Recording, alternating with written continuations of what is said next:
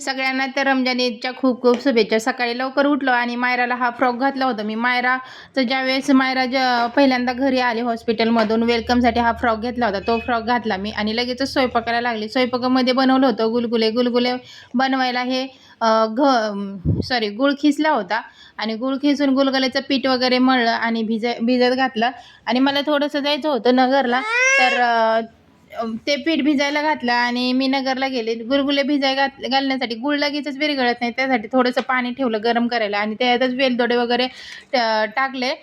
त्याची पावडर करून टाकली आणि नंतर मग गूळ खिसून घेतलेला होता तो गूळ आहे ना त्याच्यात टाकला आणि मग तो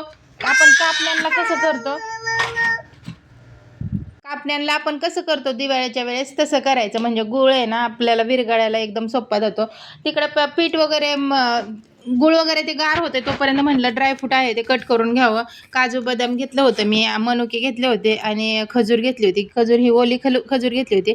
सगळे आहे ते मी कट केले आणि तोपर्यंत इकडे पीठ थंड झालं होतं तर लगेचच गुलगुले मी तळायला घेतले. तर तुम्ही पाहू शकता गुलगुले खूप छानच आहे. थोडासा सोडा जास्त झाला होता त्यासाठी ते जास्त फुलत होते आणि तेल राहत होतं म्हणून मी त्यात थोडंसं अजून पीठ टाकलं आणि गुलगुल्याचं पीठ परत मळलं आणि सगळे गुलगुले आहेत ते करून घेतले. तुम्ही पाहू शकता मायराला बघत बघत मी हे सगळं करत होते कारण बाबू आला होता. बाबूचा मला खूप सपोर्ट होतो कारण माझा मुलगा आहे तो खूप समजदार आहे. तो एवढा छान सांभाळतो ना बाबूला. मला म्हणजे काहीच त्रास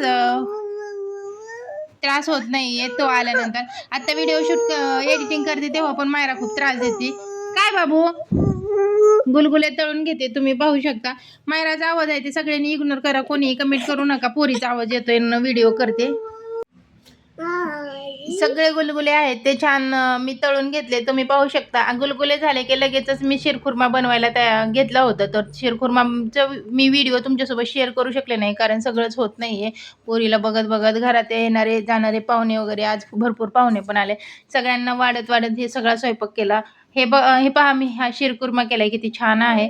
जेवढा दिसायला छान दिसतोय तेवढा खायला पण खूप टेस्टी आहे. मला शिरखुर्मा खूप म्हणजे छान बनवता येतो कारण जेवढे पण लोक येतात ना आजपर्यंत मी जेवढ्या वेळा पण शिरखुर्मा बनवला सगळ्यांना खूप आवडला. लोक खाऊन बांधून पण घेऊन जातात त्यासाठी मग मला जास्त बनवावं लागतं. तुम्ही पाहू शकता फायनली शिरखुर्मा पण झालाय, गुलगुले पण झालेले आहेत आणि शेवट आम्ही बनवणार आहे म्हणजे माझे मिस्टर बनवणार आहेत ते दही वडे. तर ते मला काही बनवता येत नाही त्यासाठी मी त्यांना ते बनवायला सांगितलं होतं. त्यांनी ते पण बनवले आणि थंड करायला ठेवले कारण ते थंडच छान लागतं. तुम्ही पाहू शकता. वाट्या वगैरे झाल्या तयार म्हणजे प्लेटा वगैरे तयार केल्या आणि लोक यायला सुरुवात केली. थोडी म्हणजे एकदम लोक नव्हती, 4-4, 5-5 लोक यायची. त्यासाठी हे मी अंथरलं होतं. लोक वगैरे जेवून गेली. आम्ही थोडंसं फोटोशूट पण केलं. नवीन कपडे घातले होते त्यासाठी मग आम्ही फोटोशूट पण नव्हतं केलं.